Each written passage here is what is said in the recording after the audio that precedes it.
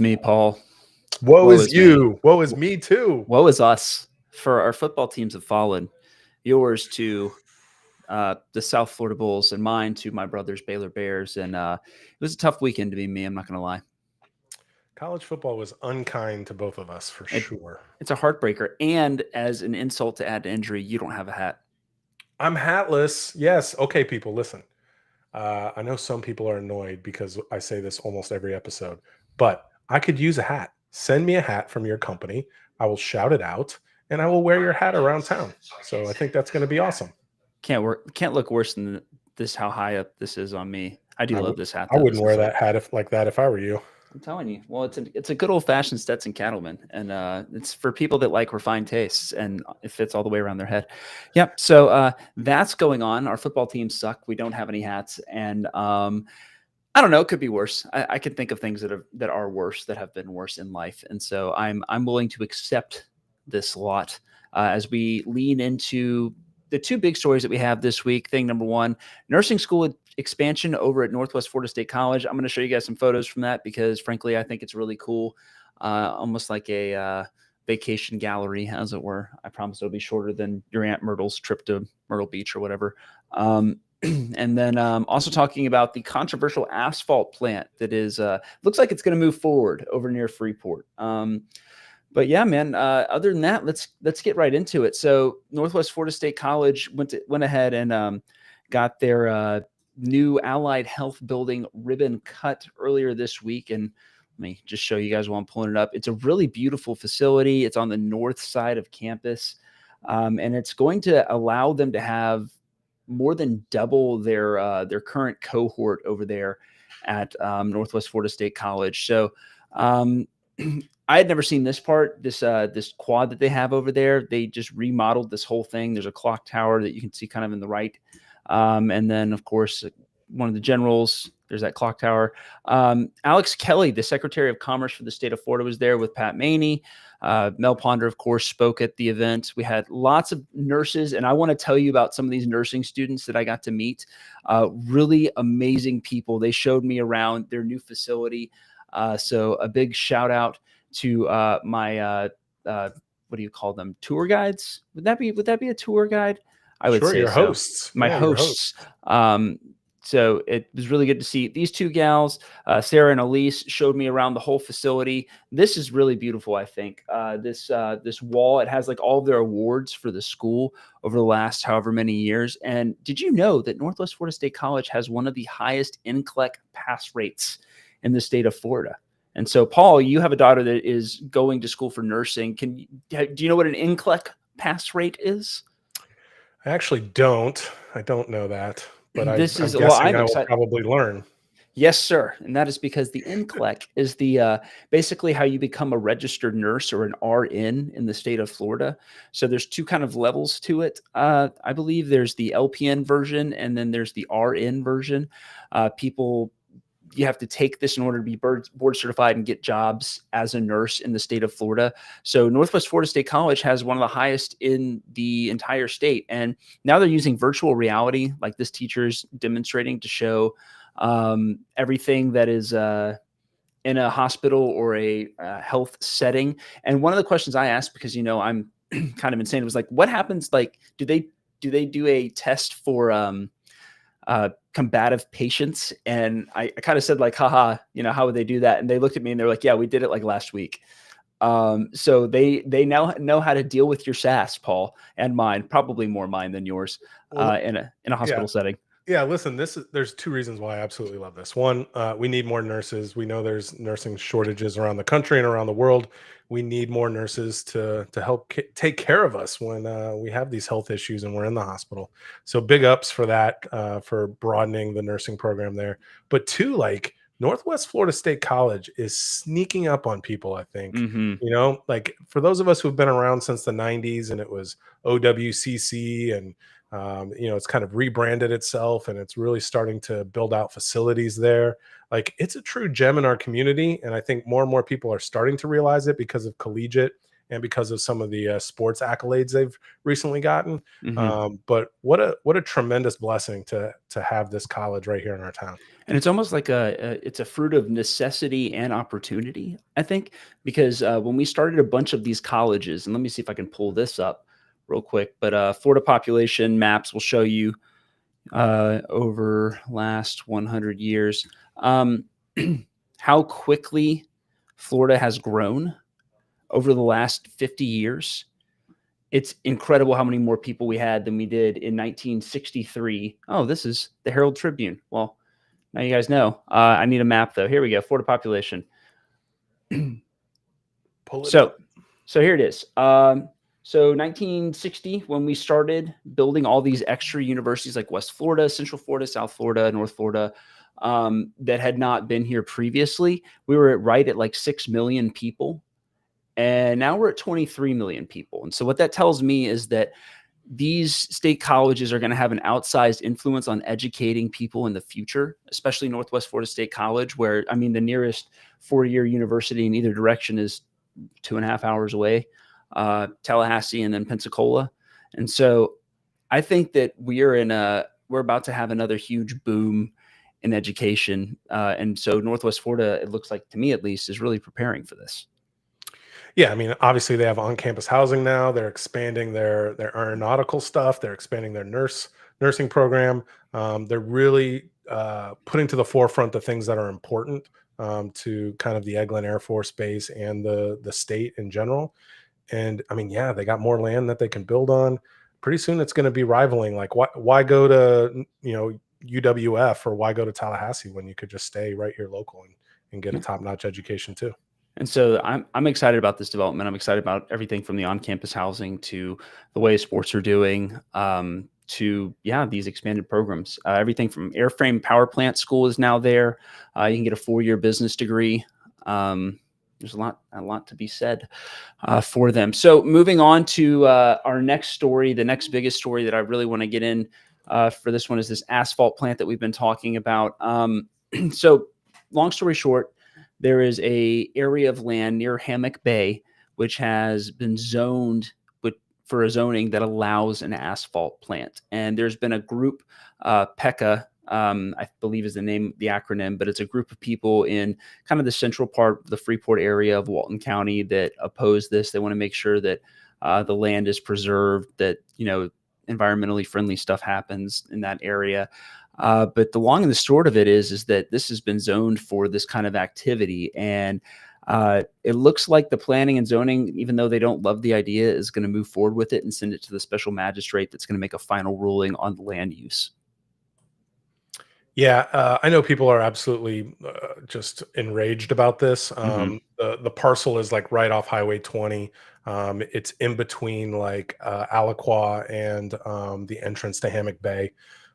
It's close to Hammock Bay, but it's not that close. Mm-hmm. But I can understand why people are concerned. Hammock Bay has grown into quite a wonderful community, something that has risen over the last 5 to 10 years significantly, and this plant hasn't been used in a long time. And so, yeah, it's jarring for them to think like, oh, well, how can this industrial activity be happening, relatively close to such a significant housing community? But to your point, it is zoned for that. Its future land use remain that. I think with recent legislation that's been passed at the state level, municipalities Mm-hmm. can't really hold up activities like this when it matches the land use and the future land use and the zoning appropriately. So I'm going to go out on a limb here and say that there's going to be an asphalt plant there, and it's not going to matter what anyone else thinks. I think there's huge thrash that's coming. I think that's going to be the next big debate in government, right? For Florida is personal property rights, the ability to use your land for what you want versus the ability to not have to deal with problems um, that are brought on potentially by other people's land. So I was hoping to have attorney Mike Chesser on today. We weren't able to get him, but hopefully next week we'll get him. He is currently in a lawsuit on behalf of a family in Holt. And they have sued a gun range because there is a state law that says you can't sue gun ranges for noise violations specifically, right? And so that's the same issue, but in reverse. should somebody be allowed to have that gun range next to them? And the state had this law that said, yeah, you can't dog them for that. You can't give them noise violation, stuff like that. And Mike put this thing in front of an appeals court. The appeals court said, yeah, this law is actually unconstitutional per the Florida Constitution. People have a right to enjoy their land without, noise pollution, things of that nature. And so now it's going to go to the Florida State Supreme Court, and it could end up in the U.S. Supreme Court, right? So I do really believe that whether it's individual people's property rights or a group of people that live near the area's rights to their own land, we're going to be seeing this back and forth taking place over the next couple of years, and it's gonna rear its head in multiple ways. Whether it's this asphalt plant or the gun range, we're going to have to define specifically what people's property rights are in a way that we haven't over the last 150 years since Florida became a state. Yeah, I mean, listen, those are great examples that you just gave. You can also bring up the example of the privatizing of beach space. And, like this is a major problem that's going on in Florida, but also, all over the place, all over the country about property rights. Another weird thing, like if you want to open up an equestrian center anywhere near Niceville, good luck. There's no land that's even zoned properly for that.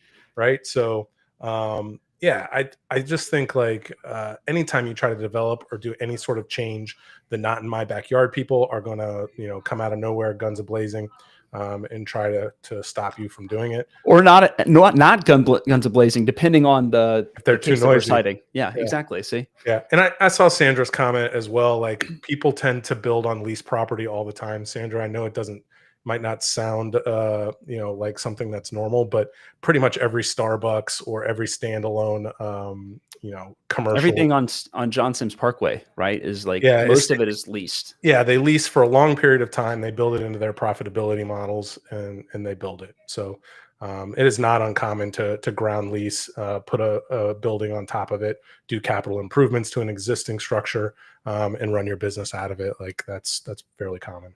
So yeah, we'll be keeping up on this story. This is a really important story for the Freeport area. I know a lot of people are both financially and emotionally invested in this. People are worried about property values as always. And the team that is building this actually has another asphalt plant over in Geneva, Alabama. And they said basically the reason they're building this and they want to, lease this land out in the first place, even though it's going to be way more expensive than building in Geneva, Alabama, is to basically the asphalt gets too cold. And so it's basically useless more than 50 miles out. And so if they want to build more stuff, which by the way, we're building a ton of stuff, especially like apartment complexes and roads and all that stuff in Walton County, then you need to have an asphalt plant that's closer. Otherwise you physically can't build roads. So there is a public good that it seems is attempting to be served by this, which is the expansion of housing, hopefully affordable housing, that we might be able to see. And then Sandra says, what if you sue using the Burt-Harris Act? And my understanding of the Burt-Harris Act is that you have to, basically the government would have to, it's almost like eminent domain. The government would have to like buy it.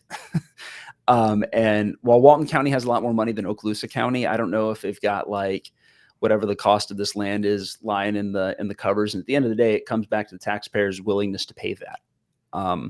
And while I'm sure there's plenty of people right in the immediate area that would love to pay to buy out this land, I don't think that people in Defuniak, or definitely people in 30A South Walton that want to see more construction happening as quickly as possible, are going to buy into that use of their tax dollars. So because the alternative is like, where else do you put it?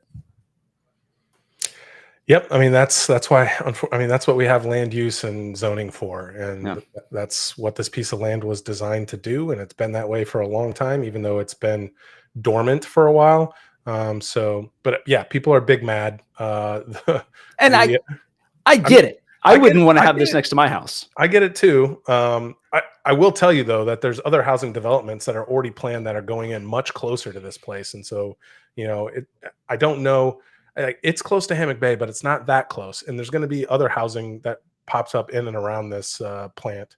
So I don't know, it's going to be super interesting, but I just don't think the government of Walton County is going to stop them from doing it. They don't really have a legal leg to stand on. And so as much as everyone's mad about the asphalt plant, I think it's going to move forward. And yeah, and if anybody could help you actually fight this thing, it'd be Lisa Patel. Lisa Patel's law firm, the Patel Law Firm, is the group to go to for contract laws, wills and trusts, you name it. They have all this experience, years and years of experience, Juris Doctorates, masters in legal studies and specific stuff as well, to help you get the resolution to your case or make sure that your document is exactly the way it needs to be. So look her up. Patel Law Firm is at lyp-law.com. That's where you can find her for this. And so now that we've kind of gone through our big stories, let's kind of go through what's coming up this week. I mean, really, we have Niceville City Council, Valparaiso City Commission that are going to be on the docket. Colin was just in here talking to me. They got Walton County Commission this week as well. Crestview City Council, Fort Walton Beach City Council, and Fort Walton Beach is talking a lot about their Charter Review Commission. They're going to have their final recommendations, which include things like taking out the oath of office for city council members, which I thought was an interesting one. So just a wild week ahead in local government. So we'll be covering that all this week. Check us out, midbaynews.com. We'll have all that information. And then the other thing I wanted to talk to you about is trees. We're talking about trees next. There's a tree ordinance on the books that's going to come up, or not on the books, but could potentially be on the books for the city of Niceville, length, width, and coverage of the road therein. So that will be on the city council agenda. But the one I'm really excited about, and it's the one that I sent you late last week, is from Ultimate. So Ultimate, you may remember that name, is the group that is responsible for the speeding zone cameras over in Niceville off of or basically right around that Niceville Ruckle complex. Yeah, the school zones on Parton and the school zone on Palm. And my brother in Christ, people be speeding in the past. People be speeding big.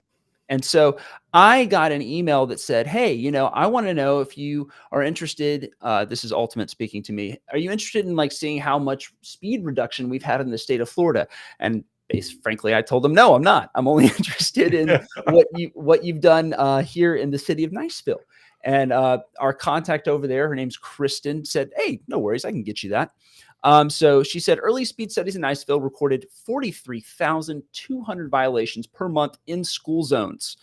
Now that they've installed the cameras, do you want to guess how many total speed zone violations they've had? Well, I already know because you sent it to me, but fair enough. Only just around 700.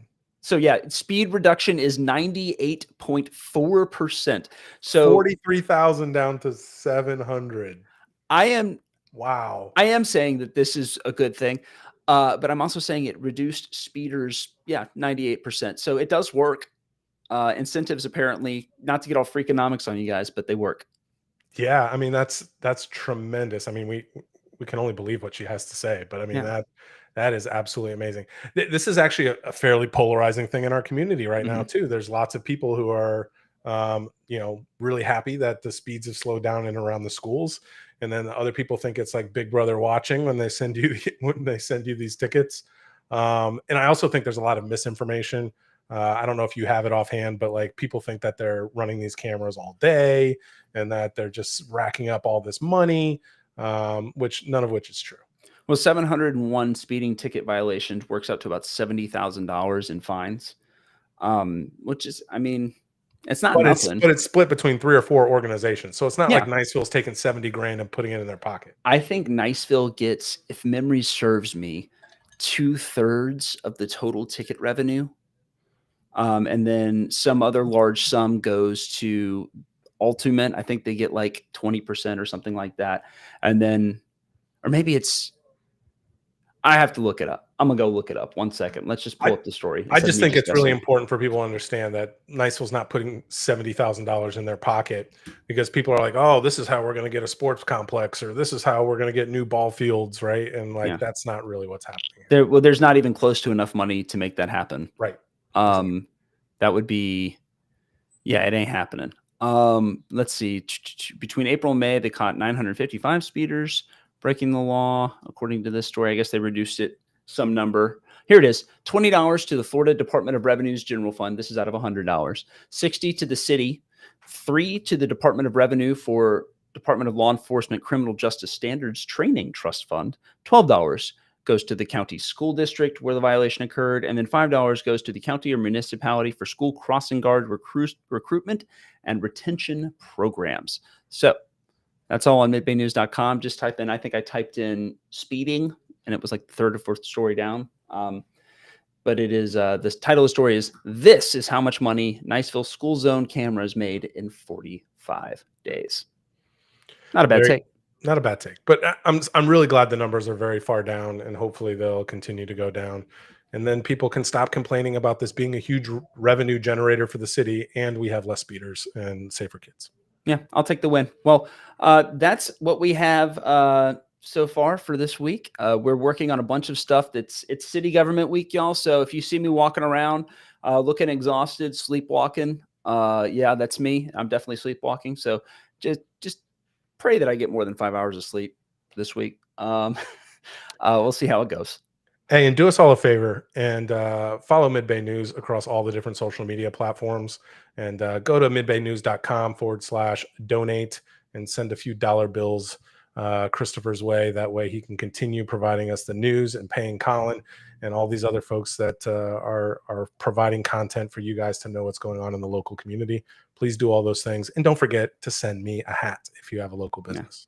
Yeah. And I mean, y'all's donations make all the difference. It's the difference between being able to pay extra reporters, getting new reporters, hiring new people to bring more of this content on, and also hats for Paul. Paul needs hats. Well, what's also cool is you're doing a ton more video, right? So it doesn't matter. Like right now, I think we're streaming across Facebook, YouTube, X, Instagram. And so wherever you're digesting Mid-Bay News, you can digest these shows as well. And so just make sure you're following across all the different platforms so you don't miss us. All right, homies, that's what we got for this week. We will see you next week. And remember, midbaynews.com for all of your news needs and information wants. It'll be right there.